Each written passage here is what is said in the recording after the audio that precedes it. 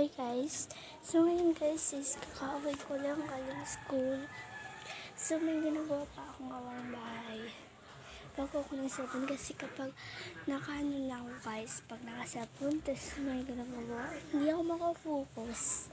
So yun nga pala guys, so ngayon nga lang ako nakabalik ng pag-vlog sa YouTube dahil siguro ilang days na hindi ako nakapag-upload dahil iwan ko lang naglalag yung bigla yung cellphone ko, tapos yun nga hindi ako makapag wifi or makapag-load dahil maglalag siya.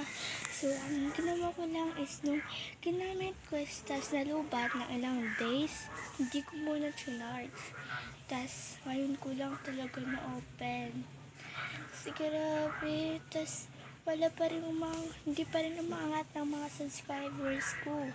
Pa-subscribe naman guys, kahit 200 lang, yun lang. So, dito lang muna guys.